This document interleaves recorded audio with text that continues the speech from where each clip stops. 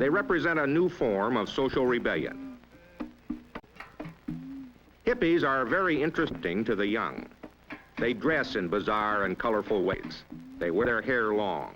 Their very name suggests that they are hip, on to something good. Most of them are young, although some are old enough to have children of their own. There are colonies of hippies springing up in most American cities. They all declare themselves rebels against our society, but they want to withdraw from it instead of trying to change it. It is hard to figure out what positive things they are in favor of. They like music. The word love is used by them a lot.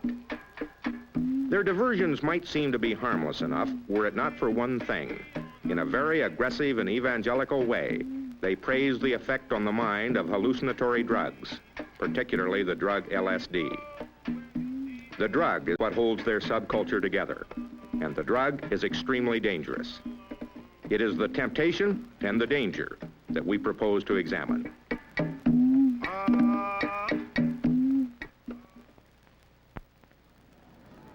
CBS News, without any flowers in its hair, is in San Francisco because this city has gained the reputation of being the hippie capital of the world. I'm Harry Reasoner. We're asking whether any central idea unites the hippie colonies in this and other cities, whether they have anything to tell us, why there is so much emphasis on the use of the drug LSD in their philosophy. Those are our questions. We'll try now for the answers.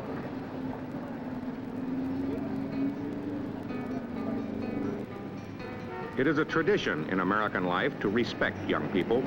We are glad when they have ideas, and we are proud of a nation which has taken its strength from the new, from experiment, dissent, and change.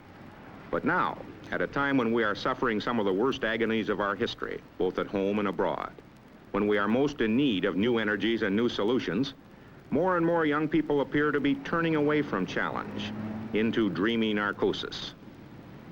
The hippies present a strange problem. Our society has produced them. There they are in rapidly increasing numbers. And yet there seem to be very few definite ideas behind the superficial glitter of their dress and behavior. They're in favor of taking things easy. That much you can see at first glance. They like to seek out simple and inexpensive pleasures. Their main colony has grown up in a low-rent district of San Francisco, which is called Haight-Ashbury, from the intersection of two streets there. The place has become a mecca for young people from all over the nation who come in search of something new and significant for themselves. It is a mecca, too, for tourists who come to look at the hippies. So what was a quiet residential and shopping center has become a milling turmoil of seekers. Many of them are seeking a new sensation, and that is the drug lysergic acid diethylamide, LSD, or acid for short, possession of which has been declared illegal in California, but which is easily accessible here. The hippies have declared the use of this and similar hallucinatory drugs to be the source of new and valuable insight. The effect of LSD is to change the way the brain handles sensory input. The result is violent distortion of thought and feeling. The user may see a wild complexity of images, hear a multiplicity of sounds. This is called taking an acid trip. For every user, there is the danger of a bad trip on the drug, where sensory distortion becomes terrifying, and the acid head may leap from a window or run wildly through traffic. There is a steady flow into San Francisco hospitals of young people who have freaked out and been picked up by the police in a state of desperate terror. Where are you taking me? Where are my friends? Do my friends know I'm here? Where am I? Where are we? Come in.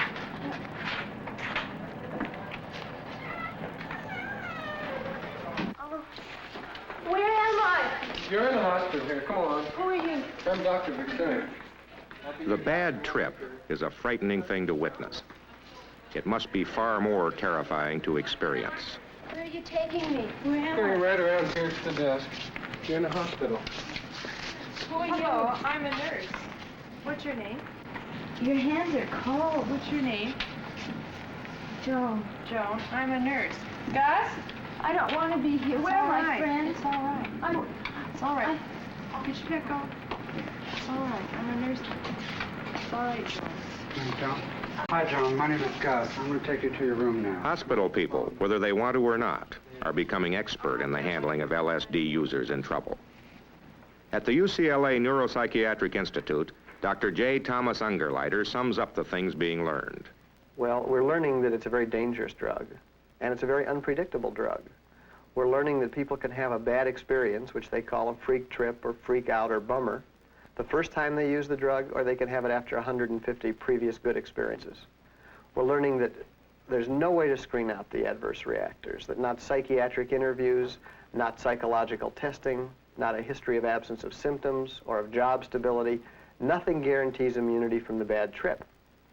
People come in often with frightening auditory and visual hallucinations. They hear and see things that are frightening. They come in with anxiety to the point of panic.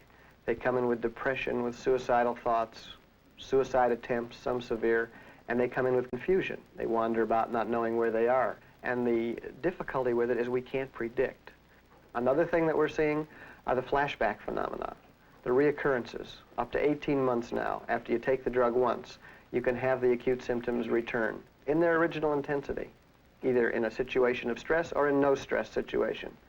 And originally we were seeing a lot of youngsters who took LSD as part of a chronic drug abuse problem. Now we're seeing youngsters who took it at a party or with the gang, got over the acute effects after the 12 to 16 hours, and then months, even years, a year, 18 months later, began to have the recurrent symptoms, the flashback phenomena. And this frightened them, and then they came for help because they couldn't control when they were having it. The street, where hippies like to congregate, shows no hint of the horror behind the scenes in hospitals. But the street thrusts the hippies at the community. They can't be left to go their own way and forgotten because they make their presence felt.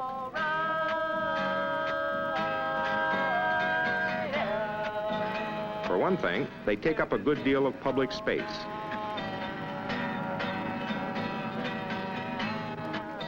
They congregate, sit down, make music, make crowds. Come on, let's go. Come on, boys. Let's go. Come on, break it up. Hey, you. Let's go. Come on. Thank you, officer. When the crowd gets big enough to block passage along the sidewalk or to draw complaints from merchants along the street, the police will move in and break it up. The hippies move off amiably with exaggerated politeness, and flow along the street is resumed for a while. In a sense, they have taken over the community by superimposing their own subculture and values upon it. They express contempt for money and pride themselves on being able to manage without it. But they are not above begging. Many of them earn bread by selling copies of various underground newspapers. This is the office of a San Francisco hippie newspaper called The Oracle. It's a busy place. Entering it, you can get a stronger impression of the hippies building a society of their own than can be had from the street scene outside. These people have a united purpose. They believe they have found a viable way of life, which has its own values and vocabulary, which has its own psychedelic symbols. If young people are being induced to turn away from the straight world, they must have the feeling that there is something to turn to, something more than just idling about. There must be a destination, as well as motives for going. What might these be? We asked Gabe Katz, one of the editors of The Oracle. Look around you, nothing works. The only thing the kid is presented with is when you grow up, look, you can join the army, you can go to war, you can get a gig working as an engineer and become a vegetable and drive to work in your own car, in your own big metal box. And, it looks absurd. People in their metal boxes like this going all over from job to job, frustrated, uptight. What joy is there in life? Life is and should be ecstasy. Being alive should be a joy, and it's a drag for most people because they've never had a chance to figure it out for themselves what they wanted to do. You were a this, or you're going to be a this. I'm going to school to do this. When you go to school for the right to earn, to learn to earn, to buy more pieces of metal junk, and I think the kids that are here that are getting into this whole thing now, this evolution now is one that is a result of the alienation that a child feels. particularly middle-class American feels, of not really relating to his family. Father's somebody that goes to work, and he gets shoved into school and is constantly subject to one authority or another. And when he turns on, he sees, wow, there's something else. Another name the hippies have adopted for themselves is the love generation. They like to feel an expanded, communal sort of love. They enjoy a sense of being part of a group, united by general affection for each other, a group where people serve and support each other.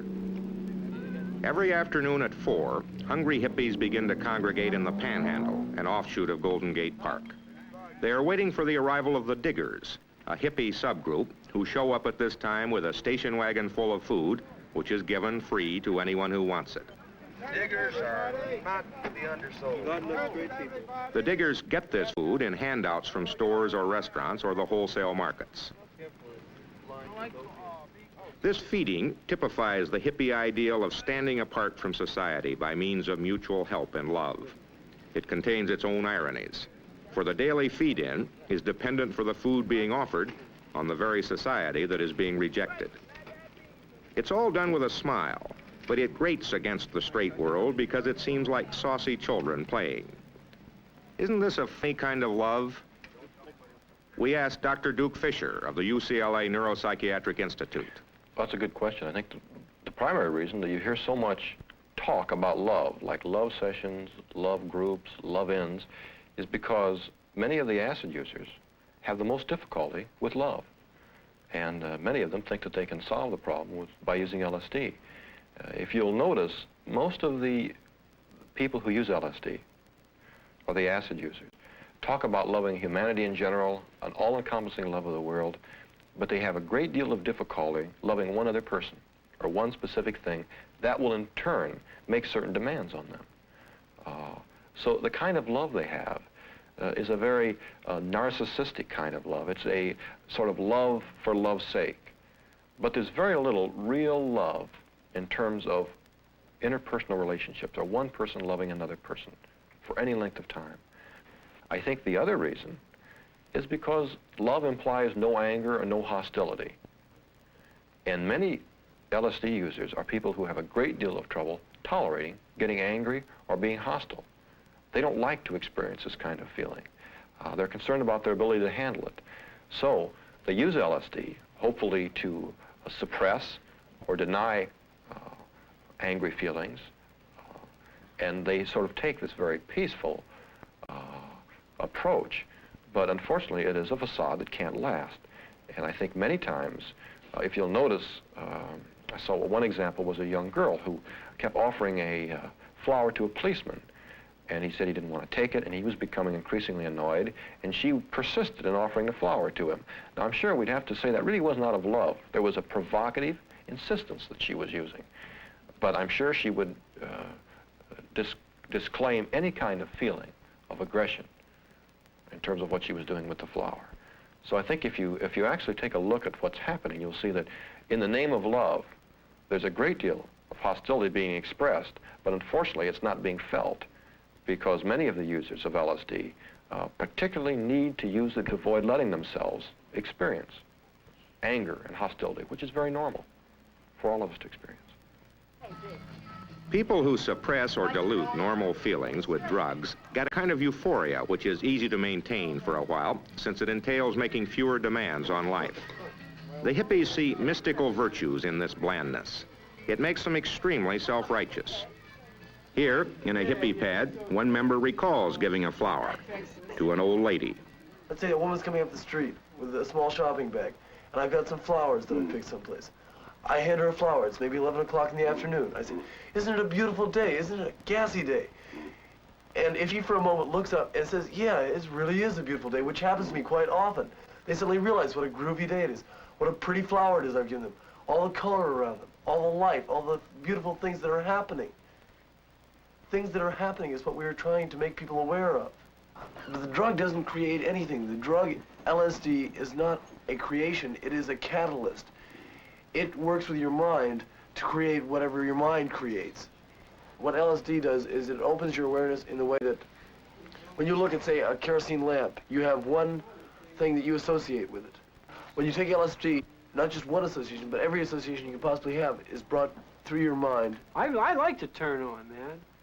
I love to be stoned on acid and to participate in that energy flow that's going on in the streets, in the parks, in the movie theaters. I love to listen to the radio and to listen to music and to go to dances. My normal behavior doesn't stop when I take a drug. It's heightened. My sense of awareness, my whole sensory apparatus. And if I can still dig on music when I'm straight, the same way I do when I'm on acid, maybe that's it. Then I want to stay there, and I'm not going to turn on anymore. Most LSD users say they will stop taking the drug if it is proved it does definite harm. Proof of this appears to be emerging. Researchers are studying what LSD does to the chromosomes, that part of the human cell which determines life balance and hereditary characteristics. Dr. Jose Egazque, chairman of the Department of Genetics at the Oregon Regional Primate Research Center, has conducted experiments comparing blood samples taken from LSD users with samples taken from non-users. His tests have shown that there is a higher rate of chromosomal abnormality, up to 2.5 times more in LSD users. Well, chromosomes are found in all cells, and any character that you will pass on to your children is born by these chromosomes. The genes in the chromosomes will determine if your eyes are going to be blue, if your hair is going to be brown. They will direct protein, enzyme synthesis, and any function that takes place in your body is finally directed by the genes in the chromosomes. Some of the abnormalities found in LSD users take the form of chromosomes being broken when they should be whole, or smaller than is normal, or the wrong shape entirely. The effect of this upon individuals who use LSD, or upon children born of them, remains to be determined. But Dr. Egazque firmly underlines the danger. But we could say that the chromosomes, or for the matter the genes, are in the very core of life. Playing with LSD is playing with the chromosomes. I think that this can have disastrous consequences at the end. More and more doctors say these warnings should be heeded, that drug users should consider their descendants, if not themselves. This is an unusual hospital treatment center, the Macaulay Neuropsychiatric Institute in St. Mary's Hospital. In this ward, they're responsible for the care of children up to the age of 18 with emotional and neurological problems. Not all of the problems are drug problems, but because of the geography, just a few blocks from the center of Haight-Ashbury, this institution has learned more than most about what happens when you take LSD. The doctors and the nurses here wear ordinary clothing as part of the attempt to produce a non-hospital atmosphere. But it is a closed ward. You don't get out without a key. Reporter Warren Wallace talks with one patient. You like LSD? Yes. Why? Well, because for one, it teaches me a lot about myself that I didn't know. And it kind of informs me about my environment and what goes on. What does it tell you about yourself? It tells me what I like. What do you like? Well, I can't really explain what I like. It's hard to explain. You see, you've had an experience that I haven't had, and I'm trying to find out what your experience is like, what it does for you, what it feels like. Well, it makes everything a little unreal, you know. Everything that is hallucinations project from my mind, and everything that I see is myself. I mean, it's all coming from my mind, and all the things that I see, everything that I see is I'm making it all. You're controlling everything. Yes, I'm controlling what the scenery looks like about me. I'm not controlling it necessarily, but when it's happening, that's what's me. That's me happening. How about people? Do you think that before you used the drug, you were afraid of people? Well, I didn't know it at the time, but I realized that I was when I took the drug, because it brings out your inner feelings more intensely. And why do you think you were afraid of them before? Because I didn't know them.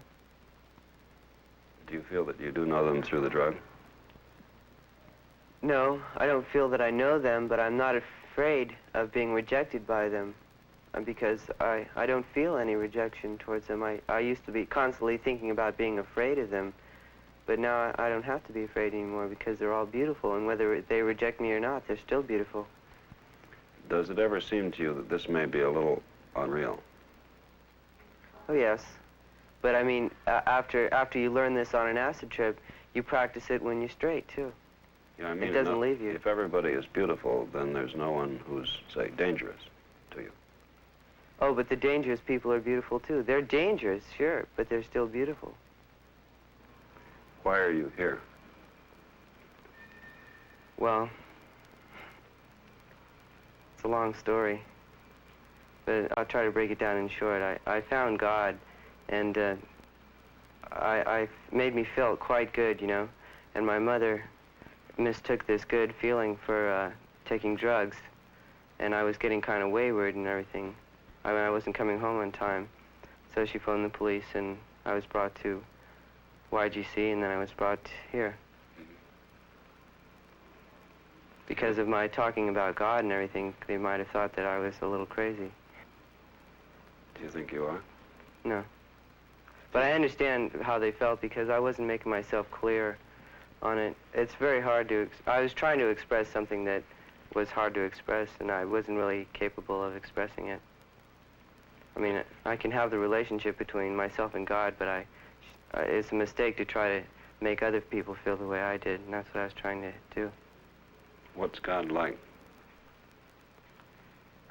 Well, first of all, God is everything, so he is like everything. He is everything. There's nothing that he isn't like. Is he like a man? I don't know. Everything, he lives in everything on this earth. I can't describe to you the feeling that it gives you when your son says to you, "Can't you feel it? God is everywhere. I'm going with God. I'm waiting for God to come and get me." It isn't a happy thing at all, or an inside. It's a death wish. And I tried talking sense to him. I said, "Jimmy, you don't see God till you die." But he couldn't see that at all. He believed that he was seeing it right now.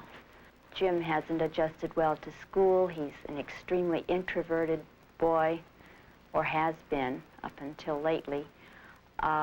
Shy. He wouldn't try. The least sign of failure to him meant an automatic stop right now. And I think that the problems that he had were magnified and triggered by the release that he seemed to find in drugs. And I feel as though that this is, many of the children today are doing this type of thing, and if it could be stressed that this is a medical problem and not a criminal problem, I believe that parents would be on the telephone calling somebody as soon as they found illegal material around the house, which they don't do now because they're afraid they're sending their sons and daughters to jail. Another patient under lock and key. What brought you to this place? Oh, I tried to commit suicide. Why did you do that? Oh, because there was just a lot of things on my mind and I really couldn't clear them out. Like what? I don't, well, it could be from, you know, my taking narcotics before. What sort of narcotics were you taking? Well, LSD and crystal. What's crystal? Well, I really don't know what it really is, but I've taken it, and it's like, it speeds you up, you know, and it just makes your mind run really fast. I've taken acid and crystal at the same time, which wasn't very good, and I kind of freaked out on my trip. What happened when you freaked out? Well, the people I was with, they made me freak out. I mean, you know, they were just trying to blow my mind, you know, and this I couldn't control. But I got away from it, and, you know, everything was okay afterwards. But I think it was the after effects that really kind of screwed me up, you know, messed me up a lot. You say that the people you were with were trying to blow your mind. What were they doing? Well, they were just saying things like, oh, you know, we're going to rape you. I mean, just these things, and they just keep on saying it over and over in different kinds of talking. And these people on acid were animals. I mean, strictly animals. I mean, they were, I mean, you know, just a bunch of beasts. They didn't care what they did to you, you know, what happened. And, I mean, it just really scared me.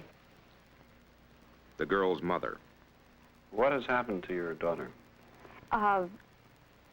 She lost interest in herself.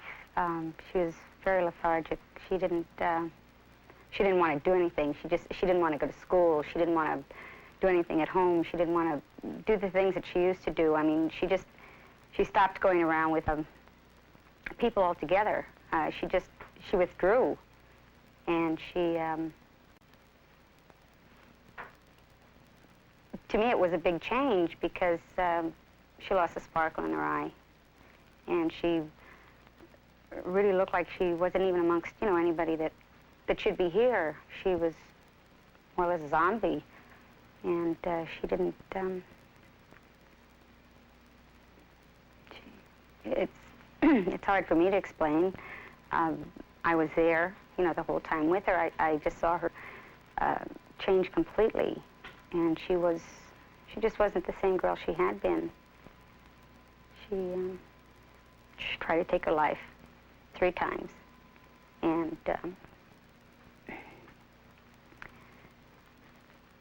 she wasn't successful, of course, but she did try, and the fact that she did try, I don't know, bothered me that someone so young and, you know, vivacious and lovely, and someone with so much to really live for would do this.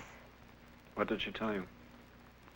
She told me that while she was under the influence of LSD, she was forced to have sexual relationships, or a sexual relationship. And, no, it just, when I found this out, I just, you know, I didn't know what to say, and she asked me if I was angry, and I says, well, how can I be angry? I didn't think that anything like this would ever happen.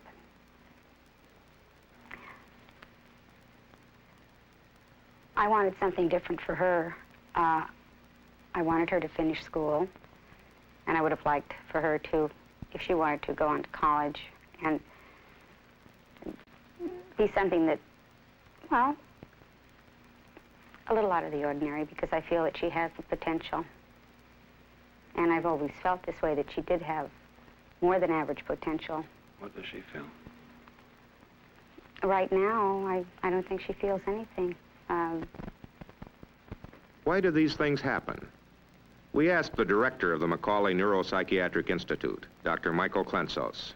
Because this is really a very serious, malignant form of modern civilization, which means that we no longer have the stamina to really hassle with our youngsters in a purposeful way of learning, that we are too busy in our own way to develop our own self-centered worlds of achievement, the adult world, so the youngsters in their own way have to discover a shortcut to growing up.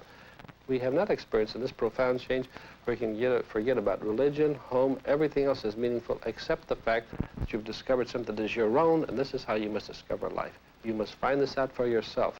Mom, you don't understand. You go out and do what I do, and you'll begin to see the difference. For many, the price of taking the shortcut to discovery the hippies put forward turns out to be very high. With an electroencephalograph, doctors fasten tiny electrodes to the head of a patient, by means of which they are able to measure the cyclic rhythms of brain activity. This is one of the 2 types of changes that we see in these individuals that take over 20 trips of this LSD. With heavy LSD users, patterns of brain activity which should be slight and quick are slow and heavy. Where there should be variety, there are uniform paroxysmal bursts. These are the sort of patterns which are found in victims of brain disorders, like epilepsy. Another warning, another mark of the self-destructive quality of drug abuse. In spite of the risks, in spite of reported freakouts and other disasters happening to individual hippies, the package they offer continues to be extremely attractive to the young. Here, the diggers have rented a whole house and declared it open to all, with food available 24 hours a day. By the house rules, no one is supposed to bring in acid, but the drug is talked about and joked about as being on the scene. Acid. Get that tripper out of here. This underlines a problem which makes it hard to take a tolerant view of the hippies. The way they dress, the way they advocate love as opposed to hate, peace as opposed to war, self-expression as opposed to inhibition. All these things put them in the role of courageous and warm-hearted rebels against cold, stiff, square, old-fashioned authority. The trouble is that a group where anything goes does not seem to provide good company for the very young.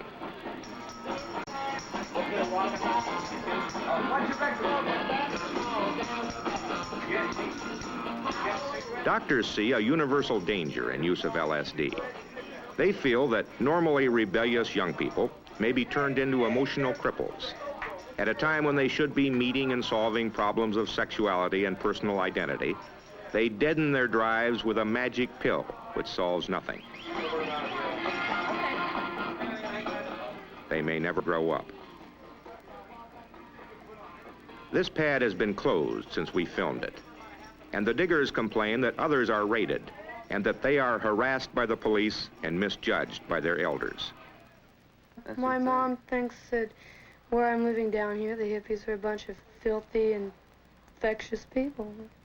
This is my bag, and I found my place here when I came to this house here and started cooking. I got my own room, and I do my cooking, and I scream and I holler, and I'm happy. We found our cattle come in like a hippie, and he's a cop, and I make a stash so that the other cops can come in and bust the pad. Why would they want to do that? They don't like Because us. they don't like us. Why don't they like it? Because we are doing things. They're trying to break up the people. See, they don't like these houses, and they're trying to bust it up. You see, we're out to change laws to make new society. The aggressive determination of hippies to start a new society has made its mark upon San Francisco's Haight-Ashbury. Part of the neighborhood is occupied by ordinary people, bewildered by what's going on. Part of it is occupied by a growing population of hippies. There are a lot of for sale signs in Haight-Ashbury. There are a lot more houses being occupied by hippies. The hippies are capable of extremely hard work, even though they tend to approach work as the rest of us do sport. Some of them are very successful. This is the house of a popular local band which plays hard rock music. They call themselves the Grateful Dead. They live together comfortably in what could be called affluence. There are many other similar houses or apartments in Haight-Ashbury, maintained by hippies who work in places where employers do not mind bizarre dress or long hair. Their concept of a new style of life unites them, and that concept is, in most cases, drawn from the drug experience. The Grateful Dead themselves acknowledge they have used LSD. Warren Wallace asked them what they thought the hippie movement was trying to accomplish. What we're thinking about is a peaceful planet. We're not thinking about anything else. We're not thinking about any kind of power. We're not thinking about any of those kind of struggles. We're not thinking about revolution or war or any of that. That's not what we want. Nobody wants to get hurt. Nobody wants to hurt anybody. We would all like to be able to live an uncluttered life, a simple life, a good life, you know, and like think about moving the whole human race ahead a step or a few steps. And, or half a step. Yeah, or a half a step, or anything. So at least not more positive. At least not going around in circles like it is now. Do you think that your movement or your idea, the hip idea, is essentially connected up with drugs? Yeah, I would say that's a large part of the framework. I think that most of the people who are hippies now came to it through drugs. Yeah, but it's not a dope movement. We're not trying to We're not spread pushing dope. dope. I think, personally, that the more people turn on, the better world it's going to be. We were talking before about a way of being, and one of the ways of achieving that being is through drugs. Through expanding your consciousness, changing yourself. But like most of us have given up to psychedelic drugs anyway. Yeah, right. Well, we've learned something from them, and now we're kind of playing around with that knowledge. And what have you learned? Well, you can point out the example that the people that live in the community and you know, play around with dope and stuff like that, they don't have wars, you know, and they don't have a lot of problems that the larger society has. In essence, the scene has grown up with us, and we have grown up with the scene. We've all grown up together, and we feel more like children than ever. Right.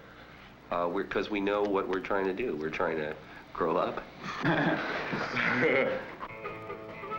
The tragedy is that growing up is a process that medical opinion regards as being inhibited by LSD. The acid rock bands of San Francisco play in large halls like this.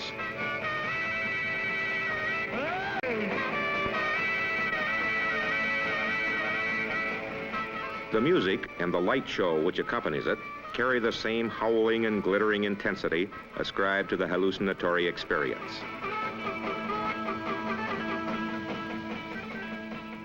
Most of the faces you see are young. No liquor is served. Drugs are, of course, officially banned. But how can you ban a pill?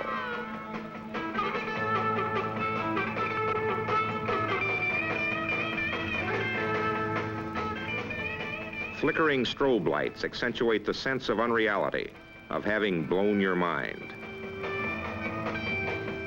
It may seem, all of it, highly exciting, a pleasurable trip into Wonderland, until one begins to wonder about destinations. It is on the street outside that some of the worst destinations are discovered. Night is the time when the street does not seem so colorful nor hospitable. It seems a place of danger. Night is the worst time for freakouts, for the terror of the bad trip on drugs. Night is the time when the sickness that comes from not eating enough, sleeping in the park, closes in to bring fear with it. A number of doctors who are concerned over the health of the young people who are flocking to Haight-Ashbury have started a free clinic where anyone can come to get medical attention. The doctors, supported by a staff of hippies, work for nothing. They want to learn and they want to help. There are a lot of hippies who need help. Well, what's your address, Huh? What's your address for the record? Yes, what's my address? I don't know. No. No, where do you live at? You might be narcotics. Have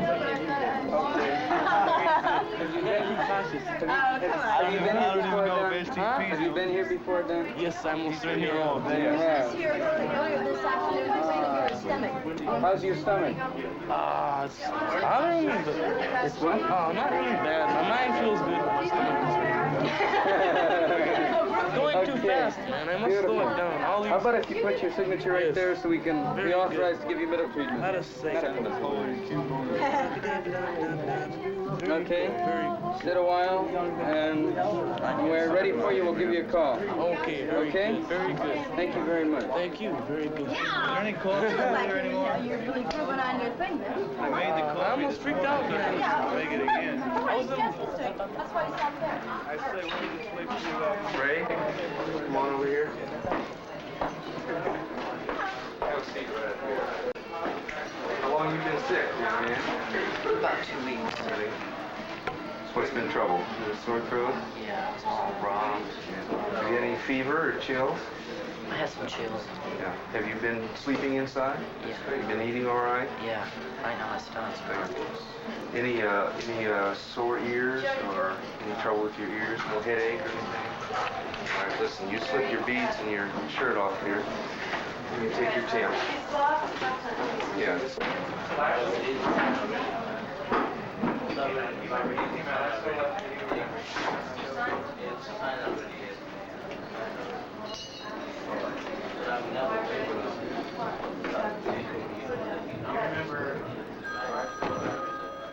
LSD is the main drug used in the hippie world. But now other drugs are beginning to enter the scene, so that many times doctors or their helpers will not know what a patient has taken or how to begin treatment. I think he's tired, maybe. That's a bummer. You shoot. Haven't you ever been so tired you were just like that? Crystal about that. Oh, Crystal. I don't know about that. Oh, it's just. Well, you shoot acid, man. I don't have anything to do. Did you ever shoot air? Kill you a lot of times. I dropped a mess up one time, almost died. They took me to the hospital. And I just cussed until I passed out. How long is he going to be out? I don't know. It depends on how much he did up. If that's what he did, I don't know. What are we using as an ashtray? When they hauled me into the hospital, I must have slept for 2 days, and I still had 46 left in my pocket. Sit down for a fall down. Here I am again. Well, I must be 5 of us. The third time they said that. In front of me.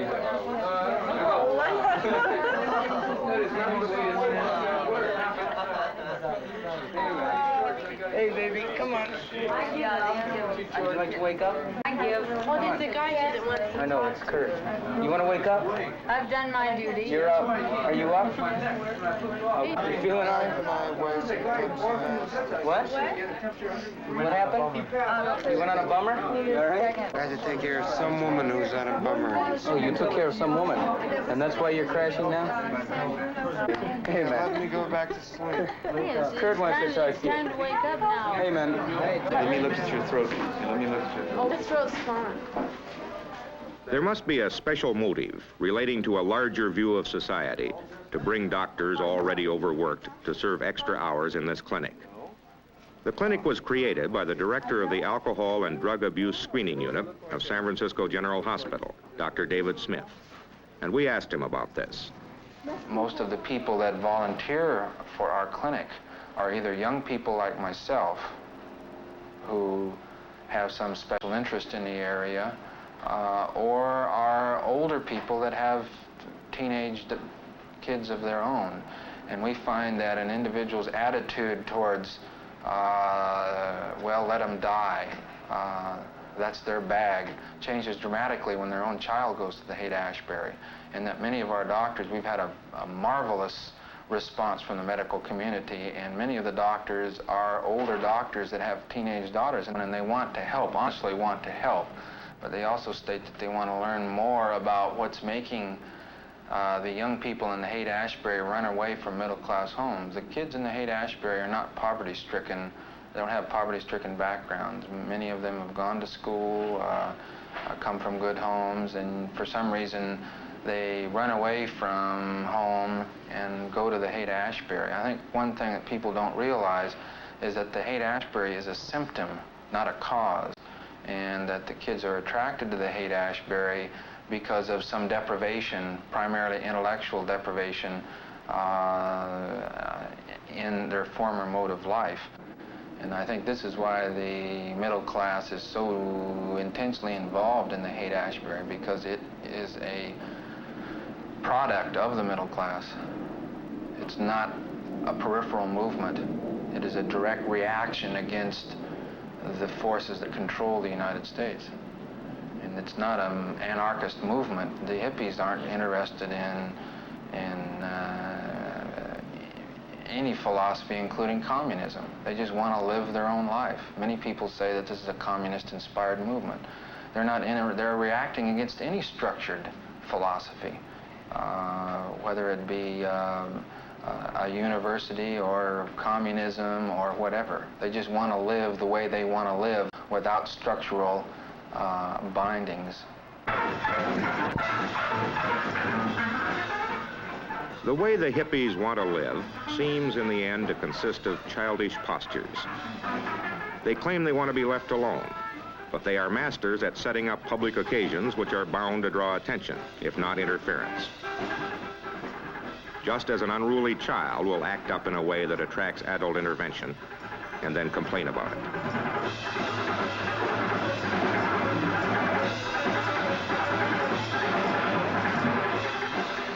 Nearly every Sunday, there is some such event.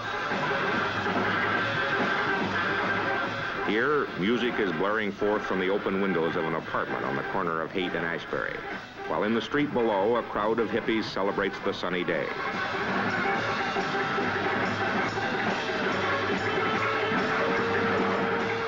Traffic stops.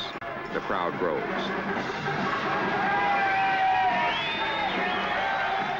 Finally, the police roll in with paddy wagons and nightsticks.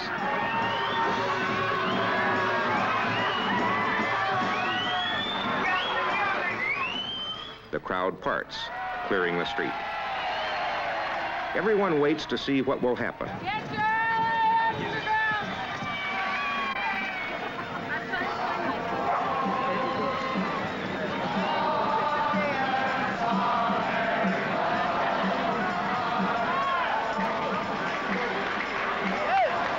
Today, there is no violence, and there's a reason for this. The band called the Grateful Dead have announced they will make music in the park. Well, Merry Christmas, folks. Merry Christmas. Let's go. And the crowd moves along, provided with a place to go, something to do. The Grateful Dead are playing a tune called, appropriately enough, Dancing in the Street.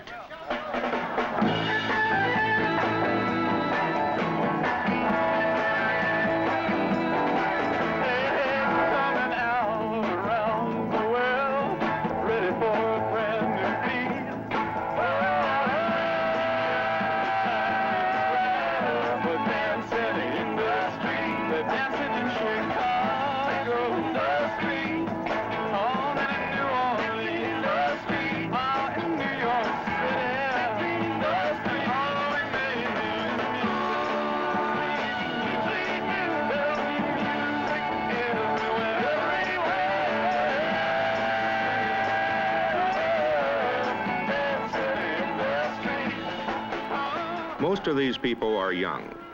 Most of them come from middle-class homes. On the average, they are well-educated, or could be if they wanted to. But they do not want that, nor much else in our civilization, except on their own terms. In many ways, their terms have the glitter and the attraction of the bright and bold and noisy. But it appears to be style without content.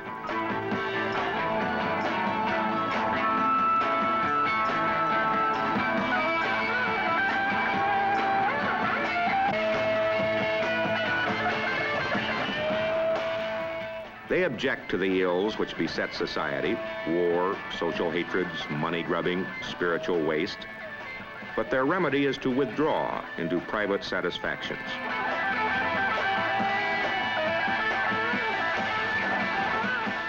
When one thinks of the problems of our day, which cry for attack and imagination and youthful energy, this seems like the greatest waste of all. The movement appears to be growing.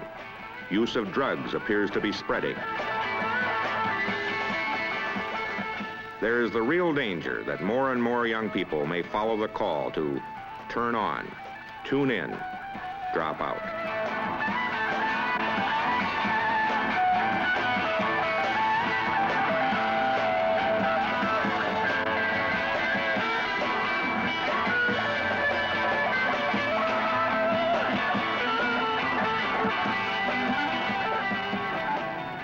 Well, there are the hippies. They make you uncomfortable because there is obviously something wrong with the world they never made if it leads them to these grotesqueries. But granting the faults of society, you can say three things about them. They, at their best, are trying for a kind of group sainthood, and saints running in groups are likely to be ludicrous. They depend on hallucination for their philosophy. This is not a new idea, and it has never worked. And finally, they offer a spurious attraction to the young, a corruption of the idea of innocence. Nothing in the world is as appealing as real innocence, but it is, by definition, a quality of childhood.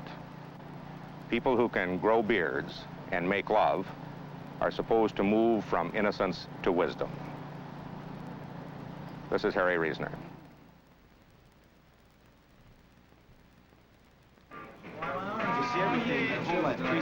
Yeah, I know. Just shoot. I was in the camp a week before and I got busted putting in narcotics. See, I know, felt me. And this fucking pistol was going around like, man, that's what it does. Yeah, I can understand that. You get strung out. Oh, God, yes. Yeah, I feel like I haven't. I ate today, but... The Hippie Temptation was produced under the supervision and control of CBS News.